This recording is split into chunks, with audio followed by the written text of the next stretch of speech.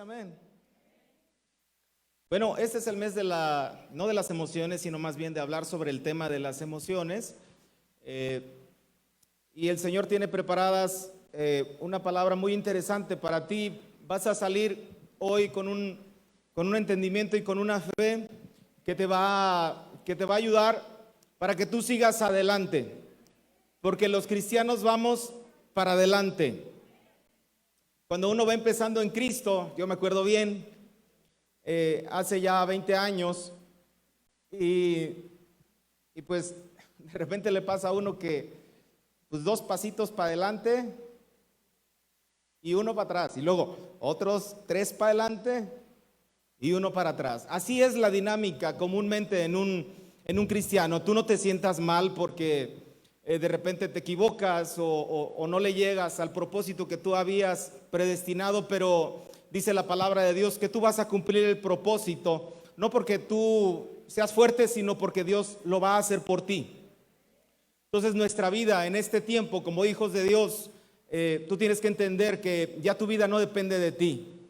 Y eso es algo bueno, porque en nosotros no hay algo de lo cual podamos enorgullecernos, algo de lo que podamos decir, yo soy bueno y voy a vivir para siempre. No, nuestra vida, nuestra justicia, nuestra pasión, nuestra eternidad está escondida en Cristo Jesús. Y bueno, somos seres compuestos de 3 elementos: cuerpo, alma y espíritu. El espíritu es el que se comunica con Dios. Cuando tú sientes un anhelo ferviente por estar en la presencia de Dios, no es tu alma, es tu espíritu. Y la otra parte, que es la carne y el alma, van muy de la mano. Cuando la Biblia habla que no andes en la carne, en tus pecados, no andes en las pasiones de la carne, está hablando también del alma a la vez. Es decir, el cuerpo por sí mismo no tiene efecto, no tiene dominio, sino que tienen una comunicación, el cuerpo y el alma. Tú puedes ir y, si quieres, pellizca a un muerto y te vas a dar cuenta que no va a reaccionar. ¿Estamos de acuerdo? En cambio, si te pellizcan a ti y tú que tienes alma, pues reaccionas. O sea, tú sientes. Los sentimientos es esa parte de ti que en ocasiones te hacen tomar decisiones que no son conforme a la palabra de Dios. ¿Son malos los sentimientos? No, en lo absoluto. Son parte de nuestra vida, de lo que Dios nos formó, porque incluso el mismo Dios tiene sentimientos. Jesucristo padeció, dice la Biblia, todas las cosas que nosotros padecemos como personas, como hombres y como mujer. Y la Biblia tiene una gran explicación. La palabra tiene un gran método para que tú sigas adelante, que no te detengas, porque ¿quién de los que estamos aquí no ha pasado una circunstancia complicada, difícil, que dice, no, ya no quiero saber nada de Dios? Eso, hermanos, son las emociones. Y la Biblia habla sobre esto. O sea, Dios no es ajeno a lo que tú estás pasando. Que de repente dices, no, ya no quiero seguir con mi matrimonio, ya no aguanto a mi marido, ya no aguanto a mi mujer. Esas cosas surgen de tu ser, surgen de tu alma y tratan de llevarle la ventaja a tu espíritu. Pero tu espíritu anhela fervientemente estar en la presencia de Dios. Así el Espíritu Santo también anhela fervientemente estar con cada uno de nosotros. Y aún más cuando nos reunimos. ¿Cuántos creen que el Espíritu Santo está aquí en medio de nosotros? Yo también lo creo. Bueno, y hubo muchos personajes en la Escritura, empezando por David. Era uno de los que expresaban sus emociones así al por mayor. Él expresó en el Salmo 42:5, dice: ¿por qué te abates, oh alma mía? Y está hablando de todo lo que está pasando en su alma, ¿no? Que si siente enojo, si siente tristeza, si siente desesperación, si siente desánimo, si siente depresión. Es decir, en el ser humano existe este abatimiento de repente. Dice: ¿por qué te abates, oh alma mía, y te turbas dentro de mí? Espera en Dios, porque aún he de alabarle, salvación mía y Dios mío. Tú y yo nacimos para glorificar al Señor. Y hay algo que hay en tu corazón, hay algo que hay en tu espíritu que quiere levantarse y decirle: Señor, tú eres mi Padre, tú eres mi papá, yo quiero estar contigo. Y eso lo sentimos más, ¿sabes cuándo, hermano? Cuando estamos pasando dificultades. Cuando pasamos dificultades, yo hace un tiempo pasé unas complicaciones, ahora mismo estoy pasando por complicaciones difíciles en el trabajo. El año pasado, en noviembre, tuve unas complicaciones de salud muy graves. Y desde esa fecha hasta aquí empiezo a practicar la humildad. Espero y me entiendan.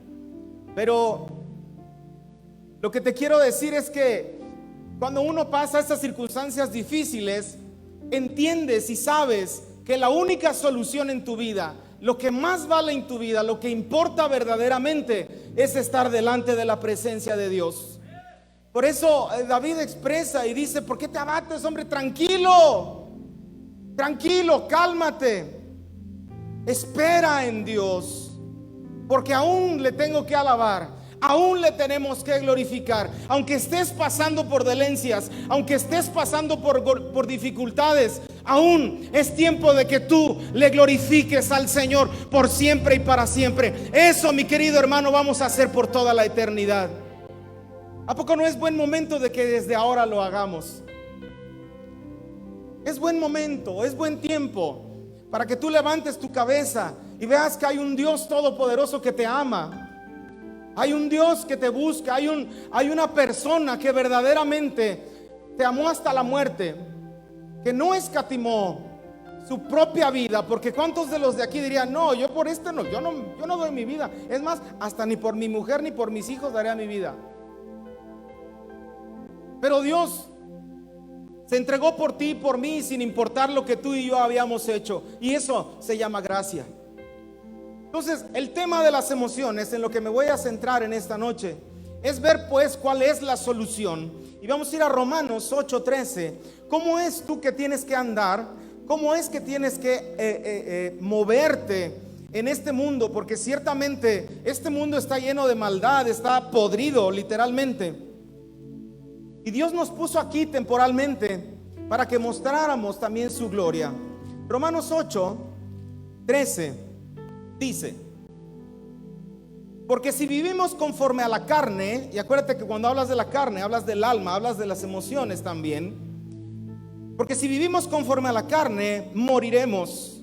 Mas si por el Espíritu hacéis morir las obras de la carne, y vas a vivir. 14, porque todos los que son guiados por el Espíritu de Dios, estos son hijos de Dios. O sea, ¿cuándo te das cuenta tú que eres hijo de Dios? Cuando estás en el Espíritu. Cuando estás triste, cuando estás súper enojado, porque yo sé que aquí hay de todo, habemos de todo. De los que se apachurran con tantito, que si pasó una mosca, ay, ¿por qué pasó la mosca? Y otros que si les dices algo, ya están pensando que le estás hablando que es contra ellos y se explotan. Entonces, en la viña del Señor hay de todo. Entonces, la solución que da la Biblia es que nosotros tenemos que andar en el Espíritu. Cuando tú tienes esos sentimientos, sientes que eres hijo, pero de quién sabe quién, que no eres hijo de Dios. Sin embargo, cuando tú estás orando, cuando estás glorificando al Padre, cuando estás leyendo su palabra, cuando te metes en la presencia de Dios, cuando te juntas aquí con todos tus hermanos, tú sientes la presencia de Dios y puedes decir en tu corazón: Señor, yo soy tu hijo y tú eres mi papá. Entonces eso marca una gran diferencia. De una forma práctica te lo puedo explicar así. Cada vez que tú andas buscando en el Espíritu, al Espíritu Santo, y dejas que tu espíritu sea el que se conecte con Él, vas a tener en claro que eres hijo de Dios. Entonces, si pasa mucho por tu mente de que ¿a poco seré hijo de Dios?, es lógico que estás viviendo en las emociones, estás viviendo en la carne. Y sigue en el 15: pues no habéis recibido el espíritu de esclavitud para estar otra vez en temor, y hablando de las emociones, temor, miedo, sino que habéis recibido el espíritu de adopción, por el cual clamamos: Abba, Padre, papá, papito. Eso no lo dices cuando estás enojado, eso no lo dices cuando estás deprimido. Pero cuando estás en el Espíritu, las cosas cambian totalmente y vienes a la presencia de Dios y no te importa lo que esté haciendo el vecino, no importa lo que estén diciendo de ti, no importa lo que esté pasando en el trabajo. Mi gozo y mi salvación eres tú, papá. Por eso, andar en el Espíritu, mi querido hermano, es lo mejor que tú puedes hacer en esta vida. Después vamos a ser glorificados y el cuerpo de pecado que tenemos ahora ya no va a existir. Vamos a ser resucitados pero glorificados y vamos a estar a la diestra del Padre en su presencia completamente. Pero ahora es necesario que aprendamos a hacer esto. Si somos hijos de Dios, podemos tener emociones que nos alejan y nos separan de Dios. Eso no nos hace que no lo seamos. Lo sentimos, como que sentimos que no somos hijos. Pero tienes que creer que a pesar de lo que tú estés pasando, tú sigues siendo hijo de Dios. Y tengo que abundar, vamos a ir a Hebreos 11, que está hablando sobre la fe. Es pues la fe, la certeza de ¿qué? De lo que se espera, y la convicción de lo que no se ve. Y la esperanza, no vayas ahí, yo te lo voy a leer en Romanos 5:5. Romanos 5:5 dice: y la esperanza no avergüenza, porque el amor de Dios ha sido derramado en nuestros corazones por el Espíritu Santo. ¿Por quién? Por el Espíritu Santo que nos fue dado. Entonces son dos cosas: la fe y la esperanza. En términos prácticos, la fe es algo de lo que tú tienes certeza.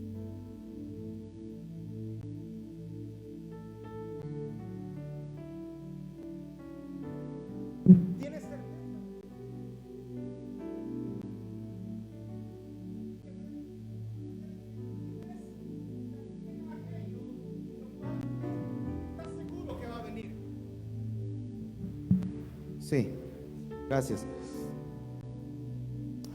Hace una semana estuvimos en Nayarit y fue toda una bendición.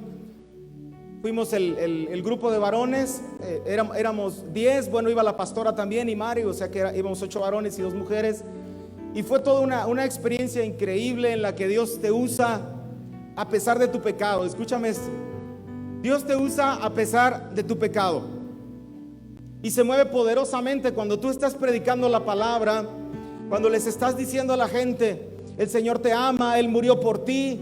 Tú puedes ver cómo el Espíritu Santo se derrama en las personas, cómo el Señor se mueve, toca los corazones, y no hay absolutamente ningún impedimento para que el Espíritu Santo haga esto. Por cierto, les mando un saludo si nos están viendo. Y es algo maravilloso vivir en tener este estilo de vida que depende no de tus emociones, sino que depende de lo que el Espíritu Santo está haciendo en tu vida.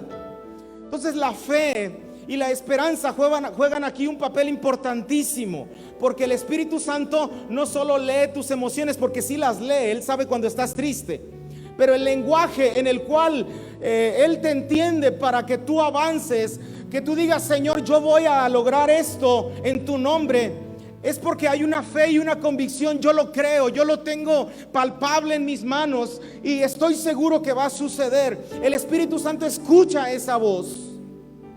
Es la fe, es la fe. Pero tienes que entender que la fe no solamente es algo que tú sentiste en un momento, valga la redundancia, porque no es un sentimiento o la contradicción que tú percibiste, voy a utilizar esa palabra, que tú percibiste en determinado momento, y que pasan los días, viene un problema y como la semilla no da fruto, como la semilla que cayó en espinos o entre piedras, la esperanza permanece, van muy de la mano. La esperanza va a tener un estilo de vida conforme a la fe que tú tuviste originalmente. Por ejemplo, Jeremías 29:11 dice, estaba sufriendo ahí Jeremías, y el Señor le da esta palabra, dice: porque yo sé los pensamientos que tengo acerca de ti, dice Jehová, pensamientos de paz y no de mal, para daros el fin que esperas. Otra vez, porque yo sé los pensamientos que tengo acerca de vosotros, dice Jehová, pensamientos de paz y no de mal, para darte el fin que esperas. Entonces me invocarás y vendrás y oiréis a mí y yo os oiré. O sea, la manera en que tú y yo caminamos es en base a lo que Dios dice de nosotros, no lo que yo siento de mí, no lo que los demás sienten de mí, sino yo voy a caminar en base a lo que Dios tiene preparado para mí. Los pensamientos que tiene Dios para ti, hermano, son buenos. Tú no tienes que dudar eso. Cuando llegan los problemas y las dificultades, es común que un cristiano se empiece a apachurrar y empieza a perder su fe, empieza la esperanza a decaer, empieza a perder el vigor, empieza a perder las ganas de estar en la presencia de Dios. Pero tú te tienes que agarrar de la palabra de Dios. Si la palabra de Dios te dice que Él tiene pensamientos buenos acerca de ti, tú lo tienes que creer. Alguien puede levantar su mano y creer esto. Ahora que estuvimos en Nayarit, yo prediqué en base a esto. Vamos a ir a Mateo 26. Mateo 26.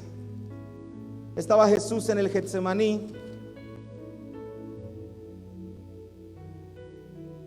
26:36. Entonces llegó Jesús con ellos a un lugar que se llama Getsemaní y dijo a sus discípulos: siéntense aquí, entre tanto yo voy y oro. 37. Y tomando a Pedro y a los dos hijos de Zebedeo, comenzó a entristecerse y a angustiarse en gran manera. Observa que hay emociones en Jesús, obsérvalo.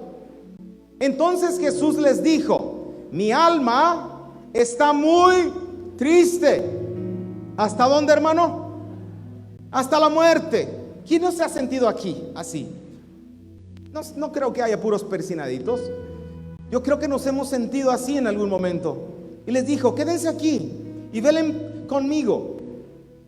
Yendo un poco adelante, se postró sobre su rostro orando y diciendo: Padre mío, si es posible, pasa de mí esta copa, pero no se haga como yo quiero, sino ¿quién? Sino como tú. Que no se haga como yo quiero, sino como tú. ¿Cuál es la copa que que el Padre le puso enfrente? ¿Qué significaba esa copa? ¿Qué tenía que beber Jesucristo en ese momento? La copa de la ira de Dios. Lo que el Padre le está poniendo en ese momento es verter toda la ira, toda la potencia, todo lo que tú y yo acumulamos desde que Adán y Eva pecaron hasta el día de hoy, hasta que venga Cristo. Dios puso en esa copa toda la ira para aplastar literalmente quien iba a pagar el precio por nuestros pecados, que es Jesucristo. Y Jesús sabe perfectamente lo que estaba pasando en ese momento. Jesús no se está rajando, porque incluso lo hace 3 veces.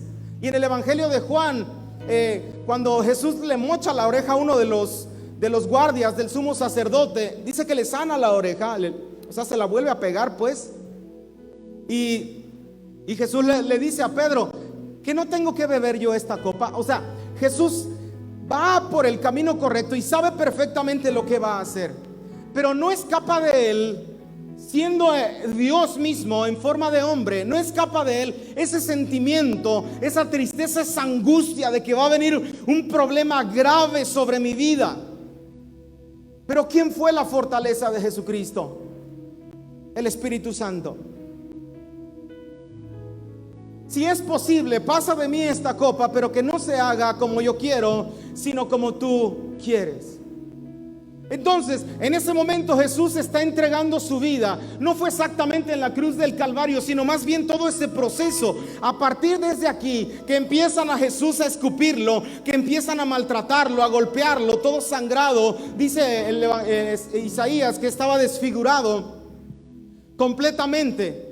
Jesús entrega su vida por ti y por mí, para que precisamente tú y yo tuviésemos salvación. Y no solamente eso, sino para que tú y yo tuviésemos paz. La paz que sobrepasa todo entendimiento. Entonces, ahora, desde ese momento hasta el día de hoy, hasta que Cristo venga, nuestra justicia, nuestro descanso, nuestra paz, nuestra fuerza, nuestro escudo está en las manos de Jesucristo. Tú y yo estamos en las manos de Jesucristo. Tú no necesitas ir a buscar a alguien que te ayude. Bueno, sí, entre hermanos, obviamente la Biblia lo dice, pero quiero que entiendas algo. En ese momento Jesús se quedó solo. Dice que regresó y en el verso 30, el 40, vino a sus discípulos y los halló durmiendo y le dijo: así que no habéis podido velar una hora conmigo. Velen y oren para que no entren en tentación, les dice Jesús. Pero vuelve a venir y los encuentra ¿cómo? Los encuentra durmiendo. ¿Qué significa? Si el Dios Todopoderoso, que decidió entregar su vida por ti y por mí, se quedó solo, tú y yo no vamos a estar solos jamás. El Padre entregó a su Hijo para que tú nunca estuvieras solo. Yo no sé si tú te has sentido así, pero tienes que entender una cosa: en tus peores momentos el Padre está contigo. Nunca te va a dejar y nunca te va a desamparar. ¿Sabes por qué? Porque los pensamientos que tiene Dios para contigo son buenos.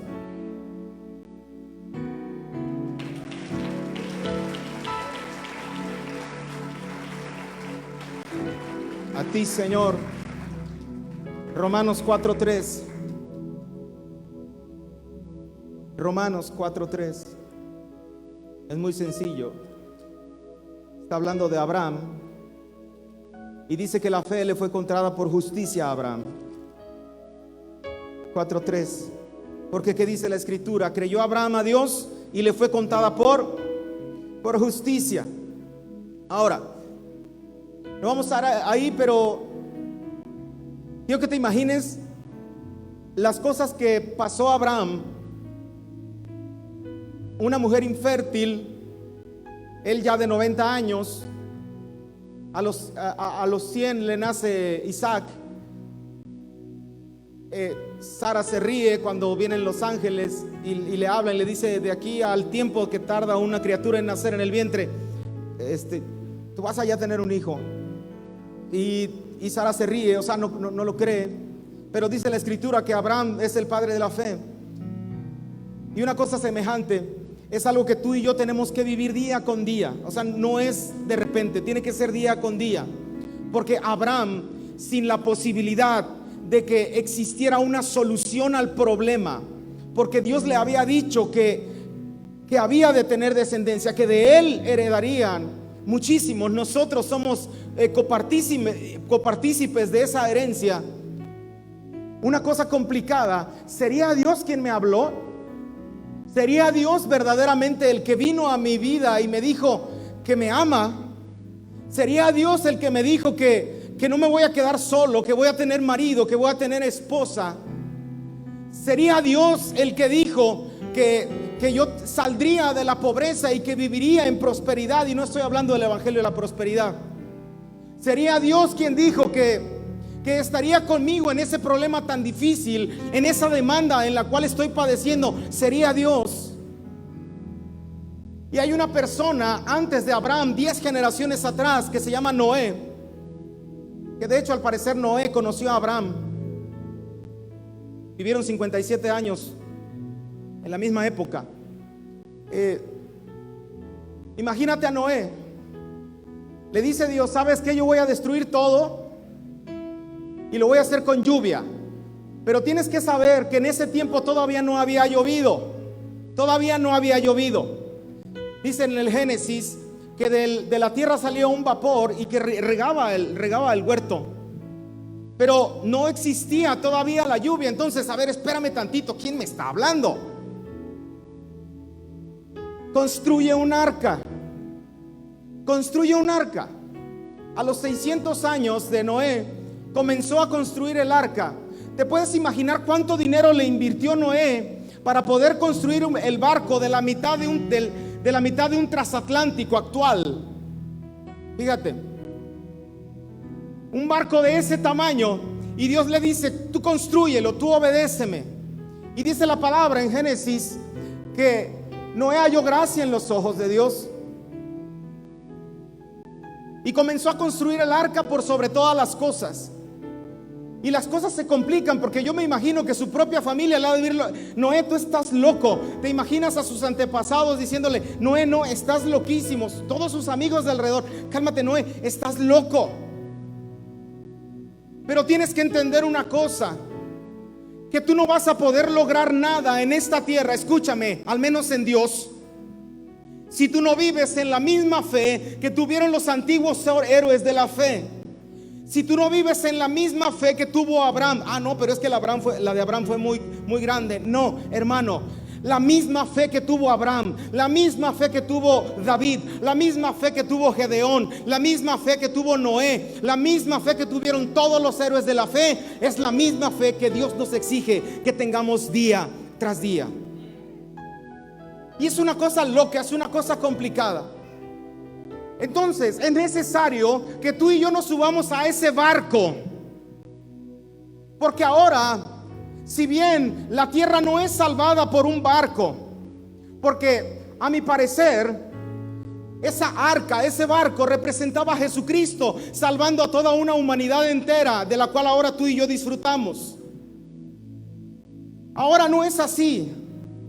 Ahora dice la palabra que Dios no va a destruir la tierra con una inundación, con un diluvio, pero de que va a ser destruida en el futuro. ¿Y sabes ahora quién es tu arca? Jesucristo. La misma fe que tuvo Abraham es necesario que tengamos tú y yo hoy, en este día, hoy en nuestra familia. Necesitamos implantarle esa fe a nuestros hijos y decirle: hijo, mira, no hay otra solución. La única solución en esta vida se llama Jesucristo. Él es el arca, métete ahí y vas a flotar. Él va a ser tu salvación, no te vas a hundir. Aunque pase por las aguas, dice la palabra que no te vas a hundir. Dios tiene grandes cosas para ti y para mí, porque Dios es bueno. Pero es necesario que milites en la fe y no en las emociones. Ya voy a acabar. Primera de Samuel 17. Primera de Samuel 17:39. Con esta voy a cerrar. Traigo más ejemplos, pero hoy le voy a parar. Salmo 17, Primera de Samuel 17. Está David, va a enfrentar a Goliat, y dice que todo el ejército estaba rajado, no le querían entrar a los trancazos. Y dice David que dijo: pues yo le entro, ¿no? Y para no hacerte la más carzada, vino con Saúl, y Saúl lo viste de su ropa de guerra, ¿no? Te imaginas, un muchacho, un jovencito, y ya Saúl ya grande, pues obviamente su armadura no le queda, su espada, su escudo pues no le queda. Entonces en el verso 17:39 dice: y ciñó David su espada sobre sus vestidos y probó a andar, para checar, porque nunca había hecho la prueba. Y dijo David a Saúl: yo no puedo andar con esto, porque nunca lo practiqué. Y David echó de sí aquellas cosas. O sea, ¿qué significa? Hermano, la solución no está en los demás. La solución en los problemas, en lo que tú estás pasando, no está en tu dinero. La solución no está en que tú lleves una carga, en que te pongas un escudo para que supuestamente no pasen las flechas. La solución está en que tú creas que Dios está delante de ti. Él va a pelear la batalla por ti. La misma fe que le exigió a Noé para salvar a la humanidad es la misma fe que ahora nos exige Jesucristo para que seas salvo tú y tu casa. Y continúa la historia: y tomó su cayado en su mano y escogió 5 piedras lisas del arroyo y las puso en el saco pastoril, en el zurrón que traía, y tomó su honda en su mano y se fue hacia el filisteo. ¿Qué hizo? Se fue hacia el filisteo. Y te vas al 48, verso 48. Y aconteció que cuando el filisteo se levantó y echó a andar para ir al encuentro de David, David se dio prisa escucha, se dio prisa y corrió a la línea de batalla contra el filisteo. Observa lo que está haciendo David. David está creyendo por las palabras que le dice adelante: tú vienes conmigo con lanza, pero yo vengo contra ti, ¿qué? ¿En el nombre de quién? O sea, David está creyendo. Pero lo que hace David no es quedarse parado para ver que venga el problema hacia él. Tú no te puedes quedar parado esperando que el problema venga a ti. ¿Qué es lo que tienes que hacer? Tú tienes que correr a la línea de batalla. Tú no te puedes esperar a que las cosas se pongan peores. Tú tienes que levantarte en la madrugada si es necesario y empezar a clamar al único Dios que te puede dar la salvación. Tú no puedes quedarte mirando el problema, porque si te quedas mirando el problema te va a aplastar. Seas cristiano o no seas cristiano, no importa. Pero si tú le haces así como un hombre de fe, creyendo que Dios está contigo, tú vas a ir a la línea de batalla y te le vas a adelantar. Tú vienes contra mí, entonces yo me levanto en el nombre de Jesucristo. No es con emociones, es con fe. Es con fe, es con fe. Hay muchas otras. Te voy a dar unas recomendaciones. Si tú estás pasando por un problema grave, el que sea. Punto número 1: humíllate ante Dios, porque de Él viene tu socorro. 2: cree que el Señor ya pagó el precio por ti. Y tú piensas: pero es que me lo merecía. No, sí te lo merecías, pero Cristo pagó el precio por ti. Cree que el Señor quiere tu bien. Ya te lo dije. Corre a la línea de batalla. Mantente activo. Cuando tengas un problema, no te eches a la depresión. No te quedes ahí: ay, ya me llegaron los problemas. Levántate y pelea como hijo de Dios que eres, porque el Señor está contigo. No se puede solucionar de otra manera. No se puede. No contemples el problema. No contemples, no lo contemplas. No, ay, ya me cargo. Perdón, lo quitas eso, Bray, por favor. Bueno, si hay un riesgo, sí lo hay, pero tú le tienes que adelantar al problema, hermano. No hay vuelta de hoja, no se puede de otra manera. Si tú te pones nada más a recibir los fregadazos, te va a ir como en feria. Y eso también lo quitas, por favor. Pero si tienes fe, tú vas a ir adelante y vas a enfrentar la bronca como viene. No vas a empezar a buscar excusas. Vas a empezar a mirar al Señor que está contigo. Y entonces vas a dejar las emociones por un lado y vas a caminar en fe, porque el Señor te va a usar. ¿Alguien dice amén? Ponte de pie. Hemos terminado. Yo quiero que oremos. Si tienes a bien, me gustaría que oremos por esos problemas por los cuales tú estás pasando, porque estoy seguro que el que está a tu lado también está pasando unos problemas bien gachos. Pero hemos venido aquí porque creemos que Dios va delante de nosotros. La Biblia no dice: sin emociones es imposible agradar a Dios. No dice eso la Biblia. La Biblia dice: ¿sin qué? Sin fe es imposible agradar a Dios. ¿Por qué no empiezas a levantar tu voz ahí? Y te haces ahí un ladito y das un paso al frente en fe, así como si fueras a la línea de batalla. Das un pasito. Si quieres dar 2 pasitos, da 2 pasitos, como quieras. Pero tú sabes, el tamaño de tu problema va a ser la cantidad de pasitos que tú des. Señor, en el nombre de Jesús de Nazaret, aquí estamos, Señor. Nos ponemos en línea de batalla, Señor, porque tú eres nuestro escudo y tú eres nuestra fortaleza. Señor, tú eres nuestro pronto auxilio. ¿A quién he de ir si no es a ti, papá? Señor, clamamos a ti, no en emociones, sino creemos que tú estás aquí en medio de nosotros. Y empieza a decirle al diablo: vengo contra ti en el nombre de Jesús de Nazaret, problema. A ti te hablo, problema de divorcio, problema de económico, problema de rebeldía en los hijos. Contra ti vengo en el nombre de Jesús. Tú veniste con artimañas y con engaños. Yo vengo en el nombre de Jehová de los ejércitos. Y ahora tú caes vencido en el nombre de Jesús de Nazaret. Alguien dice amén. Amén. Dale un fuerte aplauso al Señor.